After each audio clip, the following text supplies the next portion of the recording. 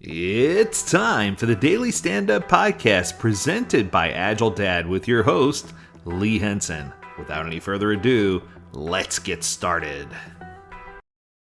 All right, I just received an email from Mike Cohn, and let me tell you, I love getting emails from Mike. But this one was super funny. It was exactly what I needed. It made my day. So I thought I would share this exact story with you. So he begins. As a child, I enjoyed visiting my grandparents. My dad's parents were an 8-hour car trip away, but we'd make the trek a few times a year. On many of those trips, my grandmother would host extended family dinners, usually with quite a crowd in attendance. She served a great many dishes for those dinners, including some things from the old country, and some of those dishes looked quite unappealing to my young palate.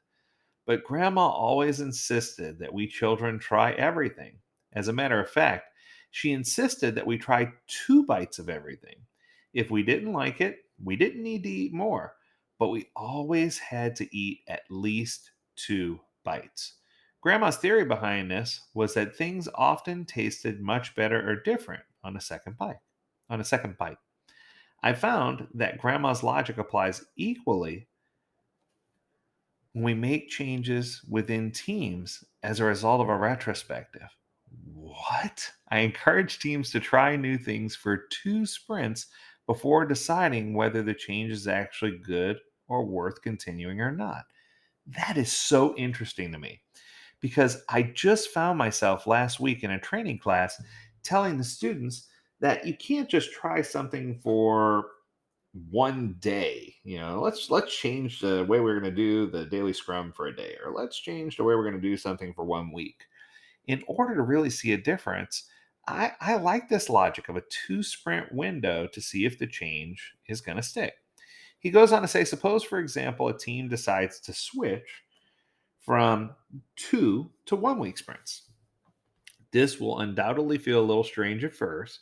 I tell the team not to discuss how the change went in a first retrospective following the change. I want them to save that discussion for after the second sprint. At that point, they'll have a much better feel for what parts of the change were good and what might not have gone so well. They'll be able to assess the effects of the change rather than the discomfort the change created. Interesting.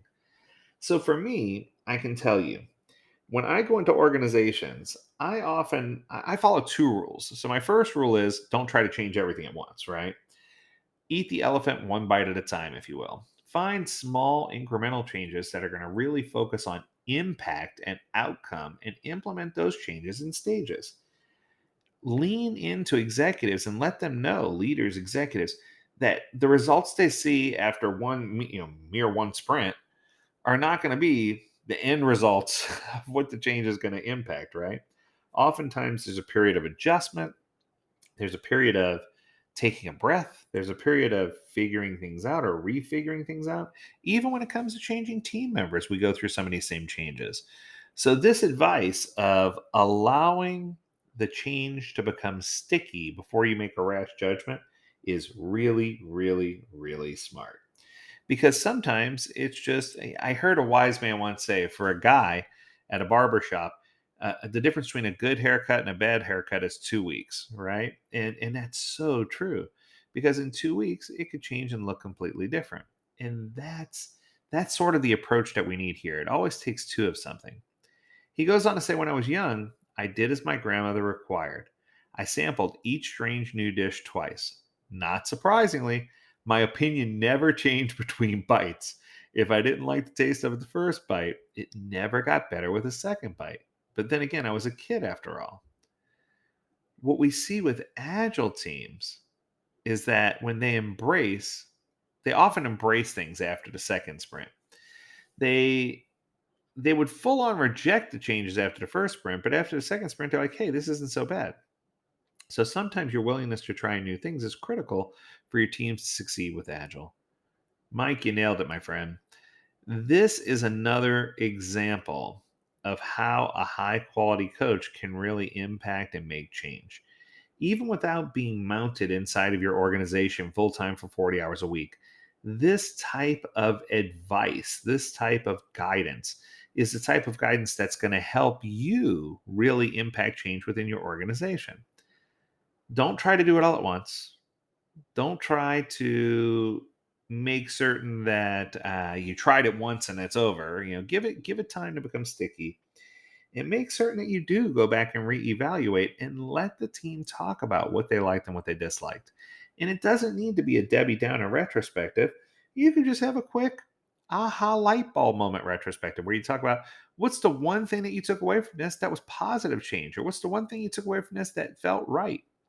And what I can tell you is if you do this with your teams, instead of trying to shoehorn everything in, you're going to have much more success with your agile implementation, and you're going to have happier people that you work with.